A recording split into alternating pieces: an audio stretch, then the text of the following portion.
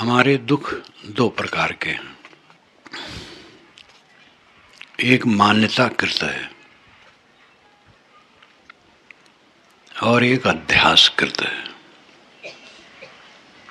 यद्यपि मान्यता और अध्यास बहुत निकट है। जो मान्यताकृत है उसको हम समझ जाएं तो वो दुख दूर हो जाएगा। उसके लिए साधना नहीं करना पड़ता है। और जो अध्यासकृत है, वासनाकृत है, उसके लिए अभ्यास करना पड़ता, साधना करना पड़ता है। भूत प्रेत मान्यता है। भूत प्रेत नाम का कोई जानवर कहीं नहीं होता है और ये मान्यता बहुत पुरानी है। अथर्ववेद में भूत प्रेत की चर्चा है, झाड़ फूक है, गुल्ली ताबीज का विधान है, अथर्ववेद में है। लोक में प्रचलित मान्यताओं का संग्रह अथर्ववेद में है। जब वेदों के नाम आते हैं तो 3 के ज़्यादा आते हैं, ऋग, यजु, साम, अथर्व का नहीं। लेकिन अथर्व को ही ब्रह्म वेद कहते हैं। उसमें ब्रह्म ज्ञान भी है, गृहस्थी ज्ञान भी है, ब्रह्मचर्य विधान है और अथर्ववेद बहुत मज़ेदार है, बहुत कुछ है। लेकिन भूत प्रेत, झाड़ फूक, गुल्ली ताबीज ये भी है। इसीलिए आप लोगों से निवेदन किया जाता है इस स्टेज से कि पुस्तक प्रमाण के चक्कर को छोड़ दीजिए। प्रज्ञा से, विवेक से सत्य को लीजिए। भूत प्रेत केवल मान्यता है, कहीं भूत प्रेत नहीं होते हैं। वैसे अगर छुट्टी दी जाए तो यहाँ पर बहुत लोग खड़े हो जाएंगे बताने के लिए अपना अनुभव। मैं स्वयं भूत प्रेत देखा हूँ, वो भ्रम था, उसकी परीक्षा हुई, वो कुछ नहीं था।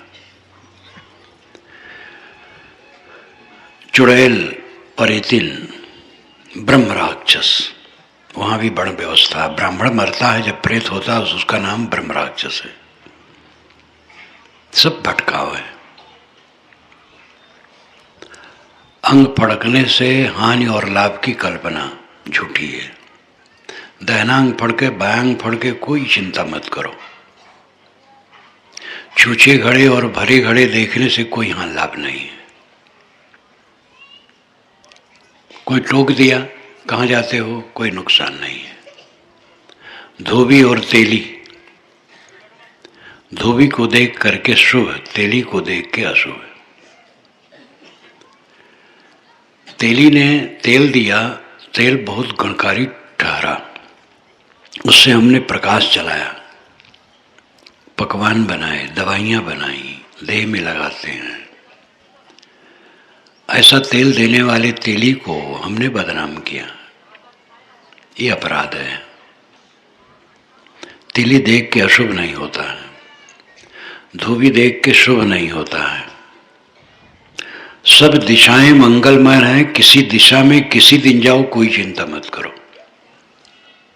दिशाशूल की कल्पना बिल्कुल झूठी है। कहते मंगल बुद्ध उत्तर दिश काला। मंगल बुद्ध उत्तर जाओगे तो काले है। मंगल बुद्ध को भी धमतरी से लोग रायपुर जाते हैं, काल कहाँ है? बृहस्पति को दक्षिण जाओ तो काल है। रायपुर से धमतरी लोग आते हैं बृहस्पति को। ये सब बातें धर्मशास्त्रों में हैं, पुराणों में हैं, महाकाव्यों में हैं। महाकाव्यों में कथा के माध्यम से ही समाज में भर दिया गया है। शुभ अशुभ की कल्पना, शकुन अपशकुन की कल्पना। ग्रह टेढ़ा है तो ग्रह टेढ़ा है तो सब पर टेढ़ा होगा।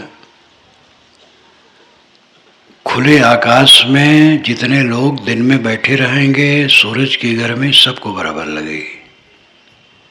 किसी को लगे किसी को ना लगे ऐसा नहीं होगा। ग्रह एक पर टेढ़ा है, दूसरे पर क्यों नहीं टेढ़ा है? और टेढ़ा है तो पूजा करके वो शांत कैसे होगा?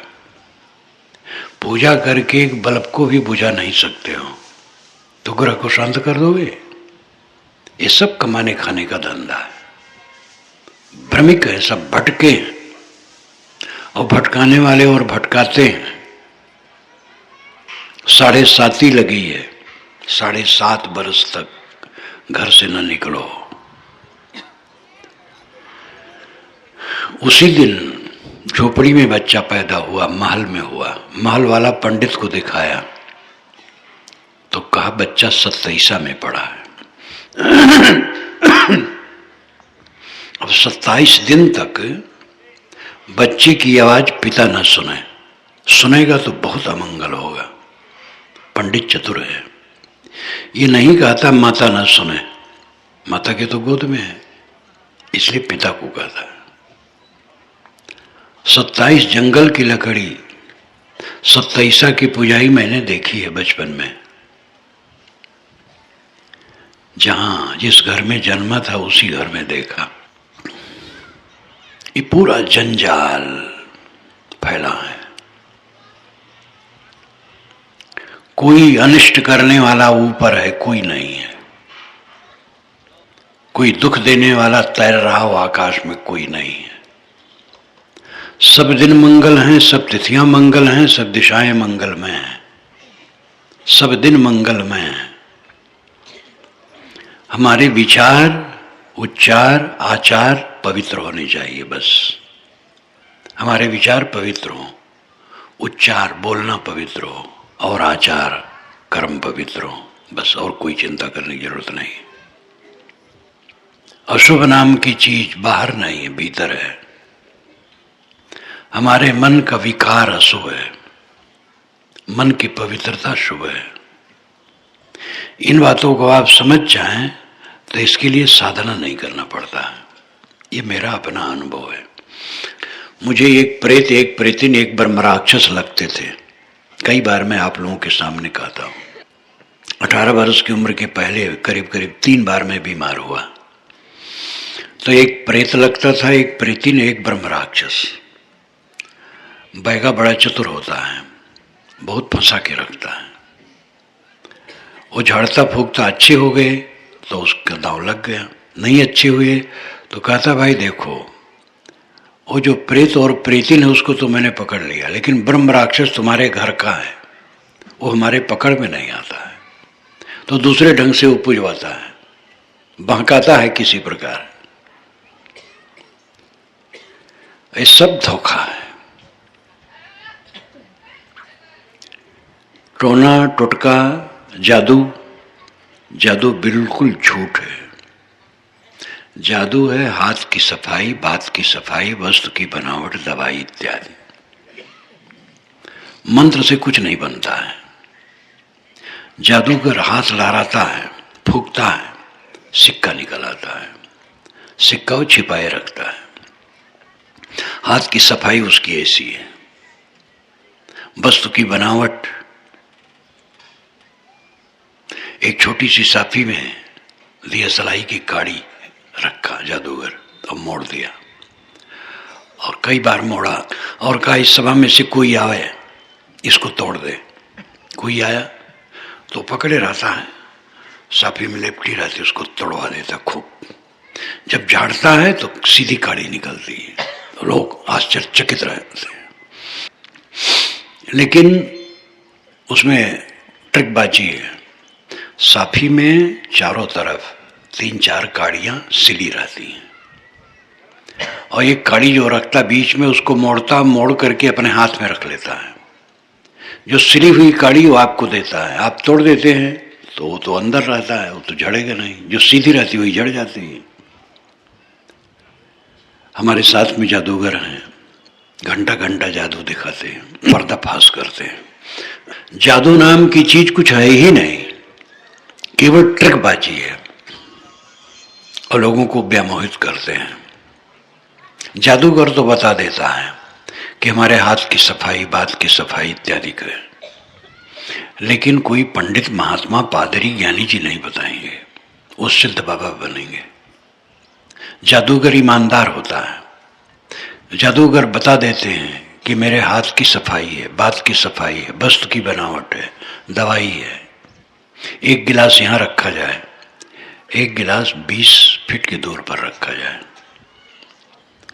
दियासलाई की काड़ी घिस करके जला दी गई और यहाँ डाल दी गई, और गिलास में कुछ नहीं जला और वहाँ जल गया। ये दवाई है। यहाँ ऐसी चीज रहती गिलास में कि वो जलती नहीं, और जैसे जलाते हूँ देखता हूँ वहाँ वो जल जाता है। तो जादू मंत्र कुछ नहीं है। बिच्छू सांप काटने छेदने पर झाड़ने से कोई फल नहीं होता है, दवाई करो। बिच्छू छेद लिया तो झाड़ते हैं, तो दवाई भी करते हैं, तो दवाई से लाभ होता है, झाड़ने में मान लेते हैं। कुछ तो भावनात्मक होता है। हम लोग थे बस्ती जिले में, मोहम्मद नगर एक गांव है भक्त का। मोहम्मद नगर तो गांव है लेकिन भक्त सब उसमें हिंदू अधिक हैं और कबीरपंथी बहुत हैं। वहीं पर रह करके मैंने बीजक की टीका पहली लिखी थी, पंचग्रंथी की टीका लिखी थी। साधु काफी हमारे साथ रहे। एक साधु को बिच्छू छेद लिया तो हमारे गुरु भाई, बड़े गुरु भाई निहाल साहब अभी जीवित हैं, मुझसे ज़्यादा उम्र है, विनोदी भी हैं। तो उनको जब छेद लिया तो कहा देखो मैं अभी झाड़ी देता हूँ। तो आए और झूठे झूठे उसको करके फूके, कहे देखो उतरा ना? कहे हाँ साहब थोड़ा उतरा। कहे अब यहाँ आ गया होगा? कहे हाँ यहाँ आ गया है।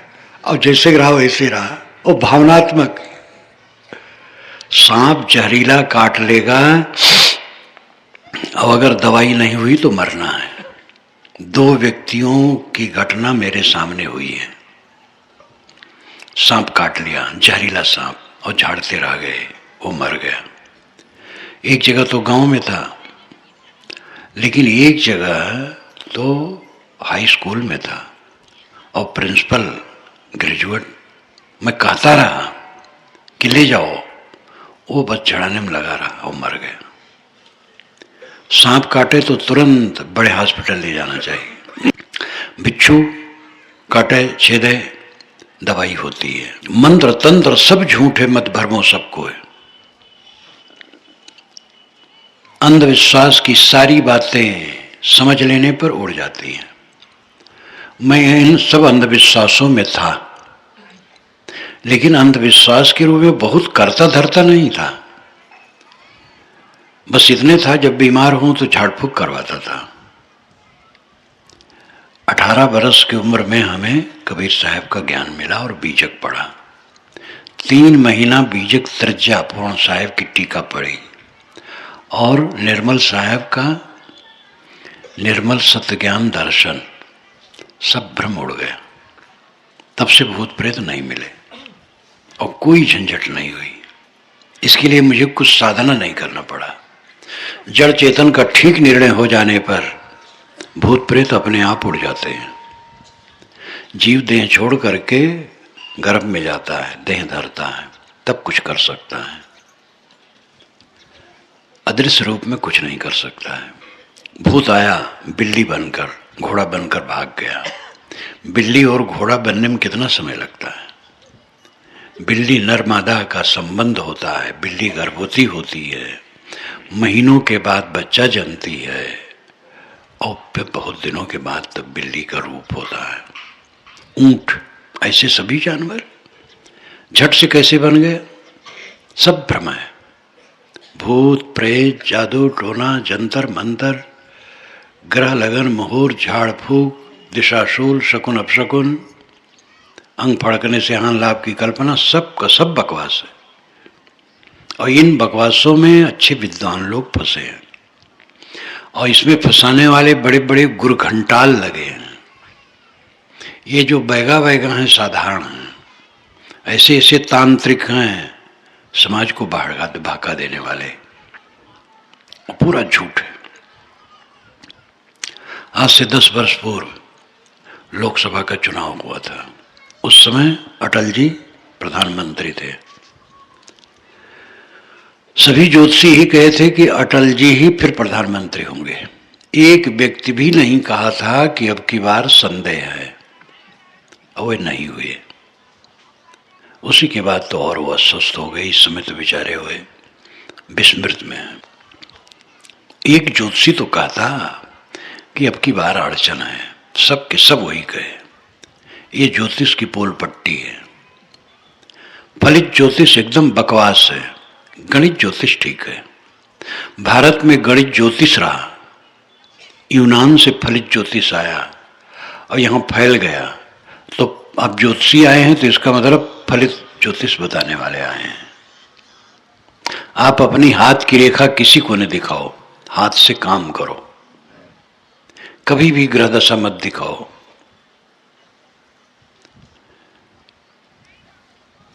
एक नेता जब विजयी हुई, मुख्यमंत्री बनने वाली थी, पंडित को दिखाई तो 1 महीना या कितना याद नहीं है, कहे कि लगन शुद्ध नहीं है, तो अलग मकान में रही।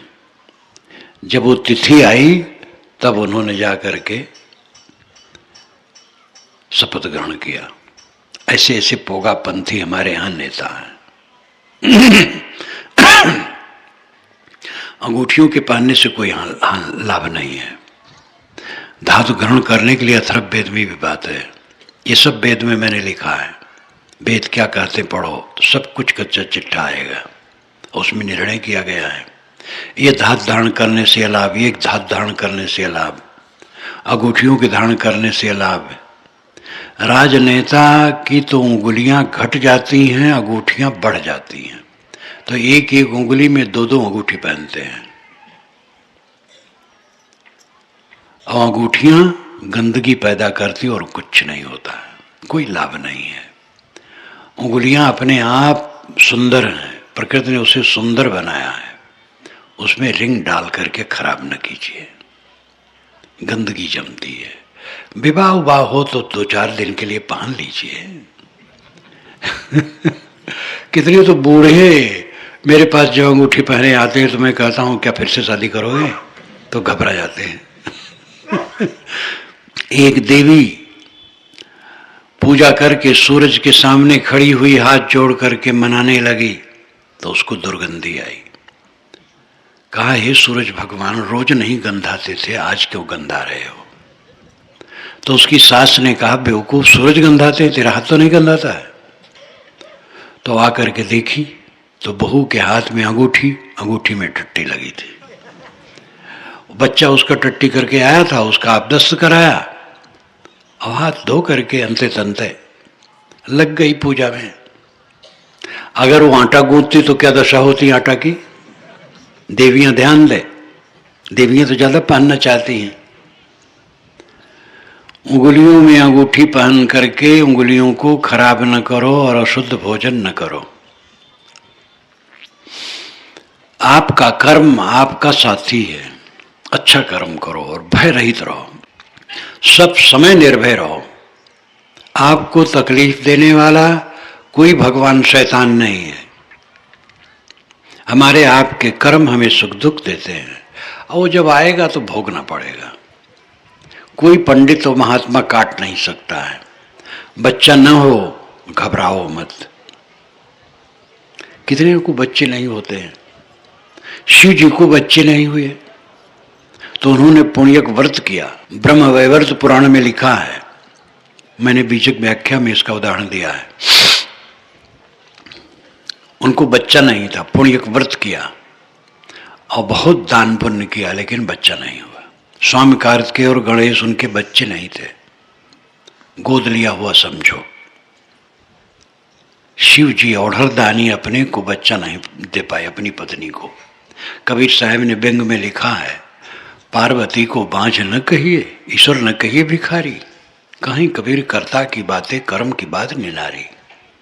क्या पार्वती को बंध्या न कहा जाए? क्या शिव जी को भिक्षु न कहा जाए? गोस्वामी जी भी कहते भीख मांग भव खाएं। तो पार्वती का गर्भ नहीं खुला। किसी को बच्चा न हो तो अपने को अभागी न माने। ये देवियां कुछ ज्यादा मानती हैं। जिसको बच्चा नहीं होता उसको कहती अभागिनी है, निर्वंशिनी है। एक बुढ़िया ने तो कहा दूसरी बुढ़िया से, मैं पर्दे में था लेकिन सुना, बहिनी आज सुबह निर्वंशिन का मुंह देखन तो 2 बजे तक पानी नहीं मिला। यह अवधी भाषा है। निर्वंशिन का मुख देखना पाप है, निर्वंशी का मुंह देखना पाप है, तो महात्माओं का मुंह देखना तो महापाप है। ये महात्मा महानिर्वंशी है। और सुअर का मुंह देखना पुण्य है, जो 12-12 बच्चे एक बार देती है। और मुर्गी का दर्शन करना चाहिए, जो 1-1 अंडा रोज देती जब देने लगती है। दीमक रानी का दर्शन करना चाहिए, वो हजारों अंडे देती है।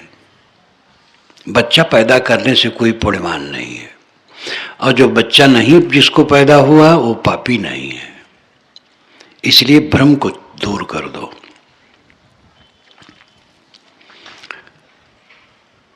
जिनको बच्चे हैं वे पाले पोसे सेवा करें, उनकी जिम्मेदारी बढ़ गई। जिनको बच्चे नहीं हैं वो आधी झंझट में पड़े, आधी में नहीं पड़े। पहली झंझट क्या है? विवाह। आप कहेंगे वाह, विवाह ना हो तो इस समाज कैसे बनेगा? आपकी बात मैं मानता हूं, लेकिन ये भी मानो विवाह की और झंझट में पड़े तो आधी झंझट हुई, बच्चा नहीं हुआ तो आधी झंझट नहीं हुई। कितना अच्छा हुआ, प्रकृति ने रोक दिया। जिनके बच्चे नहीं हुए आधे झंझट में पड़े हैं, आधा झंझट बच गया। इसलिए जिनके बच्चे नहीं हुए हैं वो दुखी न रहें। बच्चे वालों की अपेक्षा गैर बच्चे वाले ज्यादा सुखी रह सकते हैं अगर समझदार हैं तो। नहीं समझदार है तो रोते रहें। आसपास देख लें बच्चे वालों को कितना सुख मिलता है बच्चों से। इसलिए अगर बच्चे नहीं हैं तो दुखी नहीं होना चाहिए। और किसी पंडित महात्मा बैगा के पास, ज्योतिषी के पास, तांत्रिक के पास बच्चा मांगने नहीं जाना चाहिए। कोई बच्चा नहीं दे सकता है। अयोध्या के दादा ददुआ राजा थे। हनुमानगढ़ी के पूरब तरफ राजमहल है ददुआ राजा का। उनको बच्चा नहीं हुआ। उन्होंने सरजू मैया को मनाया, राम जानकी को मनाया, हनुमान जी को मनाया, अष्ट सिद्ध नवनिधि के दाता, 33 कोटि देवता को मनाया, लेकिन ददुआ को बच्चा नहीं हुआ। तो उन्होंने गोद लिया, उसको राजा बनाया, उसको भी बच्चा नहीं हुआ। तब तक राज खत्म हो गया, भारत स्वतंत्र हो गया, राज और जमींदारी समाप्त हो गई। जब शिव जी को नहीं हुआ तो क्यों चिंता करते हो? पार्वती की कोख नहीं खुली, ये पुराण ही बताते हैं। पंडित भी, सब पंडित पोगापंथी नहीं होते हैं। खरी बात कहने वाले भी पंडित होते हैं। और ये बारंबार पुराणों में आता है, और महाभारत में तो खूब है। महाभारत बहुत स्वतंत्र चिंतन से लिखा गया है। पोगापंथी बातें भी हैं, लेकिन निर्णय की बातें भी खूब हैं। अपने कर्म पर विश्वास करो, कर्म सुधारने की चेष्टा करो, अंधविश्वास से ऊपर उठो। अंधविश्वास की बातों को समझ लें तो उसके लिए साधना नहीं करना पड़ता है। समझ गए, भ्रम कट गया। काम, क्रोध, लोभ, मोह ये सताते हैं। इनको समझना भी होगा और साधना करना होगा और सावधानी से रहना होगा, तब संभल पाएंगे। काम वासना संकल्प से उदय होती है, देहाभिमान उसमें कारण है। देहाभिमान का त्याग करो, संकल्पों के साक्षी रहो। किसी स्त्री या पुरुष को देख करके स्त्री और पुरुष विचलित न हो। दृष्टि नम्र रखो, विचार संयत रखो। संयम से उस पर कंट्रोल हो सकता है, और इसके लिए साधना करना पड़ेगा। क्रोध से हम अपना नुकसान करते हैं, परिवार का नुकसान करते हैं, संबंधियों का नुकसान करते हैं। किसी का फायदा नहीं होता है। अहंकार और कामना के कारण क्रोधोदय होता है। अहंकार को नम्र करो, कामनाओं को वश में करो, क्रोध अपने आप शांत होगा। सारा अहंकार झूठा है। 4 दिन की चांदनी फिर अंधेरी रात। धन बल, जन बल, शासन बल, स्वामित्व बल, विद्या बल, सारे बल क्षणिक हैं। माया चक्के की तरह चलती है, ऊपर से नीचे होती रहती है। जो राजा है दरिद्र हो जाता है, दरिद्र राजा हो जाता है। इसलिए किस चीज का अहंकार है? अहंकार का त्याग, अहंकार पर विचार करो। लोभ, अगर आप बीज का लोभ करें और घर में रखे रहें, बोए ना, तो क्या फसल होगी? बीज का लोभ छोड़ करके उसको खेत में बो दिया जाता है, तब बीज का कई गुना अन्न अपने घर में आता है। लोभी आदमी अपना नुकसान करता है। उदार बनो, परिवार का पोषण धन की मर्यादा के अनुसार करो, दान करो, सेवा करो, परोपकार का काम करो। इस सब में मेहनत है, साधना करना है। लोभ छोड़े बिना कोई दान नहीं कर सकता है। लोभ त्याग है। साधु जो होता है घर द्वार छोड़ के, जो कुछ है उसके पास सब छोड़ के आ जाता है। गृहस्थ उसमें रहता है और उसमें रह करके उससे दूसरे की सेवा जो बन सके करे। दोनों में त्याग है। लोभ का त्याग करके आप दान कर सकते हैं। 1 पैसा भी किसी को देते हैं तो उसका लोभ छोड़ते हैं, तभी देते हैं। लोभ, क्रोध, काम, मोह, ईर्ष्या, द्वेष, जितने मनोविकार हैं, इन सारे विकारों के कारण हमारे मन की अविद्या है, अज्ञान है, न समझना है। जीव अजर अमर अविनाशी है, अकेला है, असंग है, उसके साथ कुछ नहीं है। वासना बस हमने देह धारण की है। देह में इंद्रियां और मन है, इनके द्वारा हम जगत को देखते हैं और जानते हैं, और इनमें हम मोह और बैर करते हैं और इन्हीं के कांटे में फंस करके जीवन भर मरते हैं। जीवन ऐसा जीना चाहिए जो आनंदमय हो, मोह में न फंसे, बैर में न फंसे, समता से जिए। पानी की बुलबुली की तरह सारे प्राणियों के शरीर हैं, बनते हैं बिगड़ते हैं, बनते हैं बिगड़ते हैं और समाप्त हो जाते हैं। इसमें कहाँ मोह किया जाए, कहाँ बैर किया जाए, किनसे किसका संबंध है? नदी में 2 काठ, 2 तृण तैरते तैरते मिल जाते हैं और फिर बिछुड़ जाते हैं। इसी प्रकार हम लोग संसार सागर में, संसार के प्रवाह में बहते हुए एक दूसरे से मिलते और बिछुड़ते हैं, और जो बिछुड़ गया सदा के लिए बिछुड़ गया, वो फिर लौटने वाला नहीं। यहां पर किसी का संबंध स्थिर नहीं है, सब क्षणिक है। ये नजरों नजर हम देखते हैं, लेकिन फिर भी अपनी आंख में धूल झोंकते हैं। कई बार तो ऐसा होता है कि लाश पड़ी है और लड़के लाठी उठा लिए धन के लिए। गुरु की लाश पड़ी है और चेले गुटबंदी कर रहे हैं, महंत कौन होगा, और उसके लिए चालबाजी कर रहे हैं। जहां बहुत भद्दापन है वहां तो मर मुकदमा, मार पीट सब होता है। ज्ञानी है, वो चाहते हैं दूसरा महंत बने, मैं नहीं बनूंगा, दूसरा गुरु बने, वहां कोई विवाद नहीं है। जहां ही ज्ञान है वहां विवाद नहीं, जहां अज्ञान है वहां विवाद है।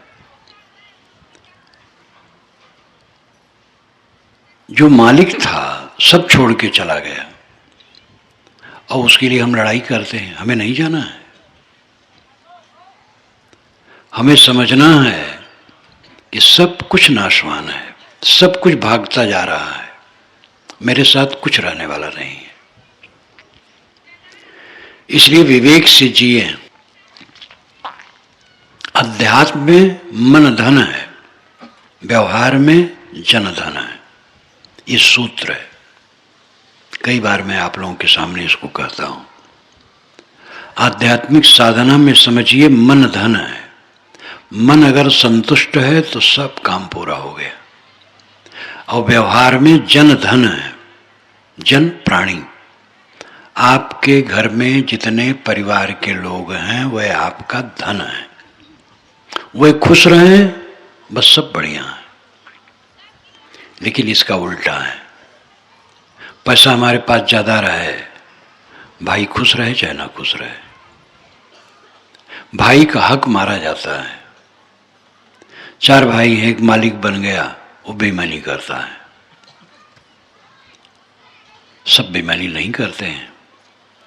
इसीलिए जो मालिक बने वो कोषाध्यक्ष दूसरे भाई को बना दे, जिससे 2 व्यक्तियों की लाइट में संपत्ति रहे, किसी को भ्रम न हो। पैसा पाप है और पैसा पुण्य है। शरीर पाप है और पुण्य है। वस्तु का सदुपयोग कल्याणकर है, दुरुपयोग अकल्याणकर है। एक जिज्ञास जब गुरु से दीक्षा चाहा तो गुरु ने कहा तो कोई ऐसी चीज ला मुझे दक्षिणा देने के लिए जो बिल्कुल निरर्थक हो, तब मैं दीक्षा दूंगा। 1 सप्ताह के बाद वो लौटा, कहा महाराज कोई ऐसी वस्तु नहीं मिली जो निरर्थक हो। तब कहा तू सच्चा शिष्य है, दीक्षा दिया। दुनिया में कोई वस्तु निरर्थक नहीं है, सबका उपयोग है, बस उपयोग करना जानना चाहिए। अमंत्रमक्षरम नास्ति नास्ति मूलमनौषधम अयोग्य पुरुषो नास्ति योग योजक अस्तत्र दुर्लभ। कोई ऐसा अक्षर नहीं है जो किसी मंत्र दोहा चौपाई की रचना में न लगे। नास्ति मूलमनौषधम, कोई ऐसा गुल्म लता वनस्पति नहीं है जो औषध में न लगे। अयोग्य पुरुषो नास्ति, कोई ऐसे स्त्री पुरुष नहीं है जो बिल्कुल किसी काम लायक न हो। योजक अस्तत्र दुर्लभ, इनका संपादन करने वाला दुर्लभ है। कौन अक्षर कविता में गद्य में कहाँ फिट होगा, कौन वनस्पति किस औषध में काम देगी, कौन आदमी कहाँ काम देगा, ऐसा विचार करके संयोजित करने वाला दुर्लभ है। व्यवहार में जन धन है, इस पर खूब मजबूती से सोचना चाहिए। माँ बाप पत्नी भाई बच्चे जो हैं 2 4 10 5 15 घर में, वे धन है आपके। मेहनत करो और जो प्राप्त हो मिल बांट करके खाओ और प्रेम से जियो। एक पैसा भी दबाने की चेष्टा न करो, चालाकी न करो, अलगिया न करो। अलगिया, यहां भी अलगिया कहते होंगे, अवध क्षेत्र में अलगिया कहते हैं। छोटे छोटे परिवार में एक ने बकरी पाल ली, ये बकरी अलगिया है। सास यानी देवरान जेठान 2-3 हैं, तो एक ने एक बकरी पाल ली और बकरी के और बकरी बकरे हुए, उसको बेच बेच के पैसा करते, अलगिया है ये अलगिया अलगिया करना घर को नष्ट करना है। घर की सारी संपत्ति ट्रस्ट की है, हम लोग ट्रस्टी हैं। और ये भी समझ लो मालिक न बनो, सेवक बनो। जो घर के मालिक हैं अपने को मालिक न माने, सेवक माने। गुरु भी सेवक है, सब सेवक हैं, हम सब सेवक हैं, कोई मालिक नहीं। मालिक बनोगे तो जलोगे, सेवक बनोगे तो शीतल रहोगे। मालिक बनोगे गरमाओगे। और कितने मालिक उनका मुंह टेढ़ा ही रहता है, तो अनर्थ है। घर का जो मुखिया हो घर में आवे तो घर वाले खुश हों। और जितने कितने घर के मुखिया हैं दरवाजे पर अगर आ गए तो सब बेचारे कष्टित हो जाते हैं, पता नहीं क्या कहें। जैसे सांप वाले घर में भय रहता है।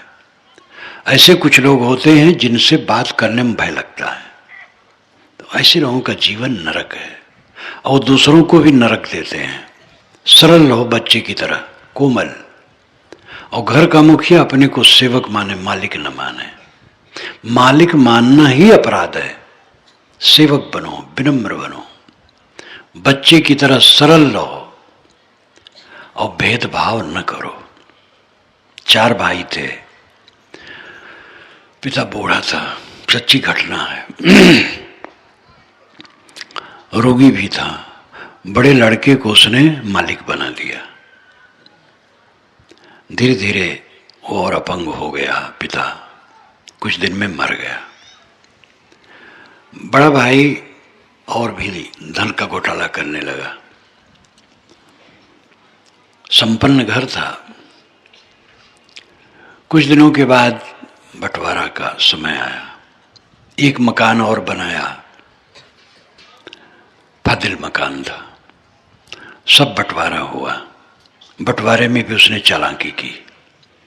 फिर कहा जो अलग मकान बनाया गया है नया, उसमें कर्ज हो गया है, इसलिए उसको बेच देना चाहिए। कहे ठीक है, बेच दो। 2 महीने के बाद कहा इसको मैं ही खरीद लूं। तो ही खरीद लिया और बहुत कम पैसा दिया। बहुत बेईमानी किया। समय बदला।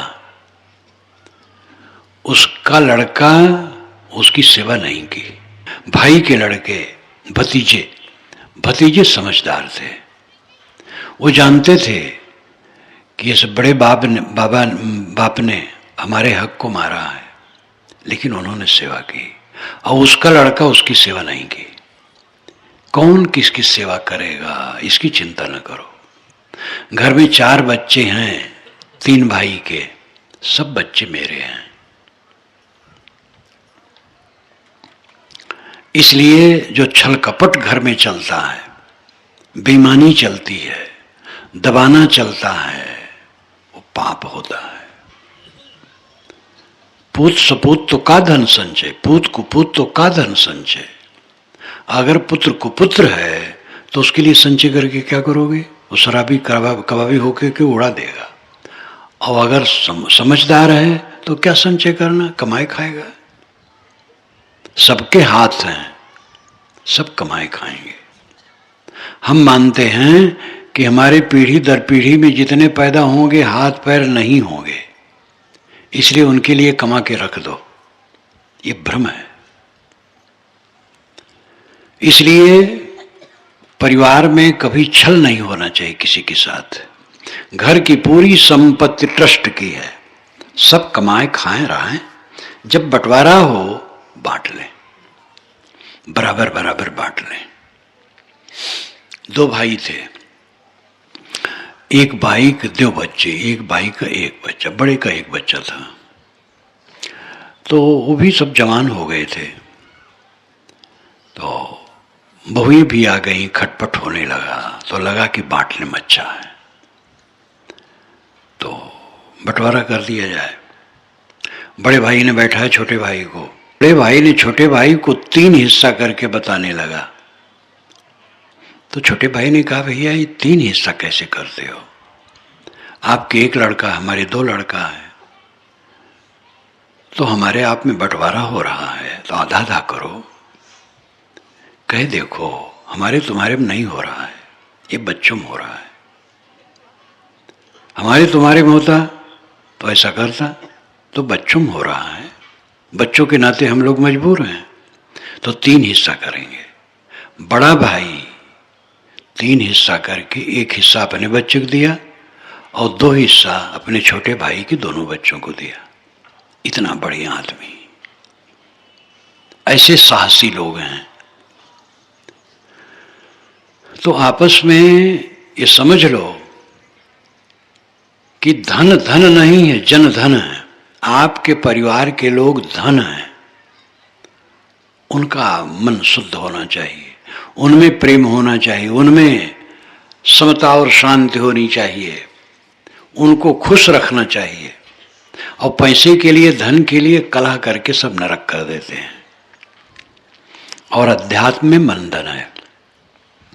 आध्यात्मिक साधना में ऊंचाई क्या है, कितना नाम जपते हैं, कितना मंत्र पढ़ते हैं और किस मत के हैं, कौन ग्रंथ मानते हैं, कौन अवतार पैगंबर मानते हैं, ये सब का महत्व नहीं है।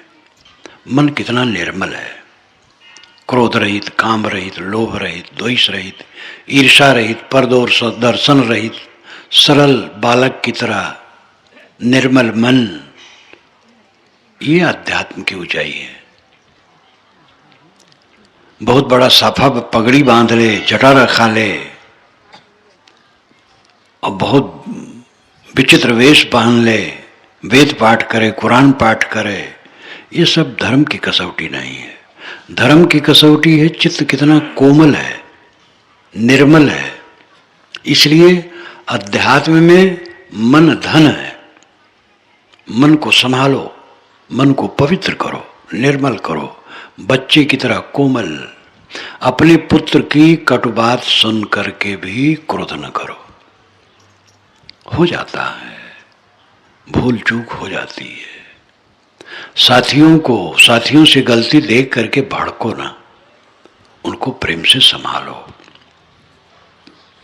आपका शरीर आपके कल्याण और व्यवहार दोनों के लिए साधन है।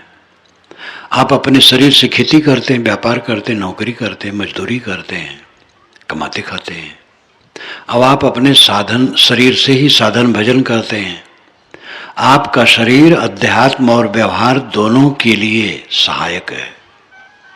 लेकिन आपका शरीर कभी जुकाम, कभी बुखार, कभी और कष्ट दे देता है, बड़े बड़े रोग भी लग जाते हैं। लेकिन अपने शरीर को कोई काट के फेंक देता है। अपना शरीर अपनी कल्याण साधना में सहायक है और वही दुख भी दे देता है। इसी प्रकार आपके साथी आपकी बात नहीं मानते हैं, कभी आपको कटु कहते हैं, आपको आदर नहीं देते हैं, लेकिन आपके साथी आपका सारा काम करते हैं। इन बातों पर ध्यान दो। अगर उनसे चिढ़ोगे, कटु कहोगे, दुश्मनी बढ़ेगी, परिवार विखंडित होगा। उनसे प्रेम करो, स्नेह दो, संभालो। कटु सुन करके भी मीठा बोलो, अपमान पा करके भी सम्मान दो, इसकी जरूरत है। तो जन को धन समझो, प्राणियों को धन समझो। आपके साथ जो प्राणी हैं उनमें मीठा व्यवहार करो और मन को धन समझो। मन को संभाल करके रखो। साहेब ने कहा है, एक साधे सब साधिया, सब साधे एक जाए, जैसे सींचे मूल को फूले फले अगाए। एक मन है, सब संसार है। एक मन को बस में कर लो, सब संसार बस में हो गया। और सबको बस में करने चले तो जानो मन बह गया। सब तो बस में होगा नहीं। मन को बस में करो, मन को ठीक करो। नन्हा सा मन, बहुत छोटा, केवल अपने मन को हम मांझ लें आनंद में। उठते बैठते चलते फिरते सदैव मन को देखते रहो, मन क्या सोचता है। मन में गलत सोच घुसने न पाए। और सब समय हमारा व्यवहार साथियों के प्रति अमृतमय होना चाहिए। चेहरा प्रसन्न, आपके चेहरे पर तनाव न हो, आंखें टेढ़ी न हो, भौं टेढ़ी न हो। कितने लोग दूसरे के घर जाते हैं, बड़े प्रेम से बात करते हैं।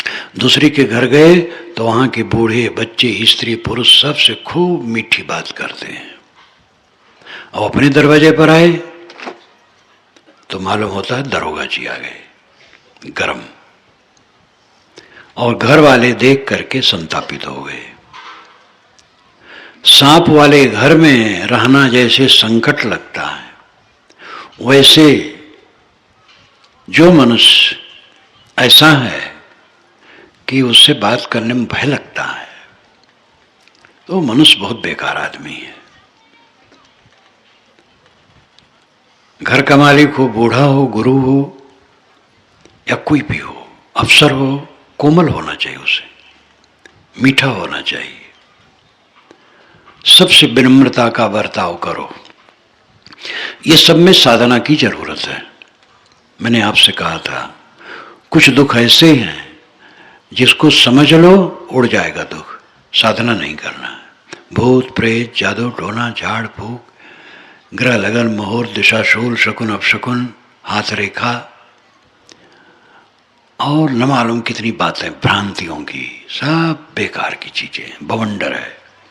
और ये बवंडर यही नहीं पूरी दुनिया में है अपने अपने ढंग से। और शिक्षित अशिक्षित में फर्क नहीं है, बल्कि अशिक्षित भ्रांत और भटकाने वाले हैं। जो बड़े बड़े गुरघंटाल हैं तांत्रिक, वह गांव वालों को और साधारण को नहीं फंसाते हैं। समझते इनसे क्या मिलेगा, 10 20 50 100 200, कोई 1000 2000 दे देगा और क्या देगा। वह मंत्री को, पूंजीपति को, कलेक्टर कमिश्नर को फंसाते हैं, जहां लाखों लाखों दक्षिणा पाते हैं।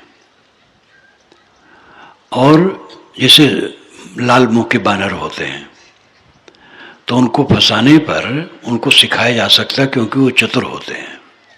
काले मुंह के बानर को फंसा के सिखाया जाए, वो भोग्गे, वो कुछ नहीं समझते हैं। इसलिए अनपढ़ गंवार लोगों को ये तांत्रिक लोग फंसाने के चक्कर में नहीं पड़ते। शिक्षित लोगों को, ये लाल मुंह के बानर हैं शिक्षित लोग। और इनमें एक तबका ऐसा है जो भटका हुआ है, सब तो नहीं, सब शिक्षित ऐसे नहीं हैं। लेकिन शिक्षितों में एक बड़ा तबका है जो लाल मुंह का बानर है, उनको फंसा के खूब नचाते हैं।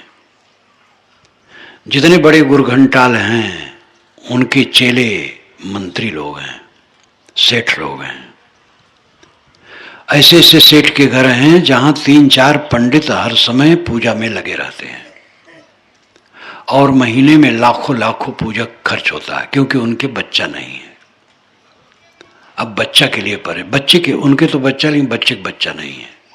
और 10 बरस से पूजा चल रही है लेकिन बच्चा नहीं हुआ, एक चूहिया भी नहीं पैदा हुई। तो अंधविश्वास की बातें मेरे कहने से अब आपको बोध नहीं हो जाएगा। ये क्यों कहा जाता है, आपको थोड़ी चोट लगे, अब आप खोजी बन जाए। तो ऐसे ग्रंथ पढ़ें, ऐसे सत्संग करें, धीरे धीरे समझ जाएंगे। मैं भी जब सुना तो मुझे समझ में नहीं आया। जब मैंने सुना, एक ने कहा मुझे, अरे कबीर साहब की बात जब जानोगे तब पता लगेगा। तो मैंने कहा बताओ क्या है, तो बता नहीं पाए, लेकिन मेरी बातों का खंडन करें। तो मैं कहूँ ये क्या है, कबीरपंथी उल्टा पलटा बकते हैं। मुझे बुरा लगा। संत मिले तो वो बताने लगे तो उसमें भी मुझे बुरा लगा, लेकिन ये लगे कि ये बात तो सच्ची जैसे कहते हैं। फिर पीछे पड़ गया मैं, और 3 महीने में मेरा सब भ्रम खत्म हो गया। प्रवचन में आपको बोध नहीं हो जाएगा, जिज्ञासा उत्पन्न होगी। और आप प्रवचन में सुन करके फिर स्वयं लग जाएं, ऐसे ज्ञान के ग्रंथ पढ़ें, ऐसे संतों भक्तों की संगत करें और चिंतन मनन करें, थोड़े दिन में भ्रम कट जाएगा। अब अगर सुन करके ऐसे रह गए तो जैसे तैसे रहेंगे, कोई फर्क नहीं पड़ेगा। फिर दुआ भभूत के पीछे परेशान रहेंगे और अंधविश्वास में पड़े रहेंगे, दुखी रहेंगे।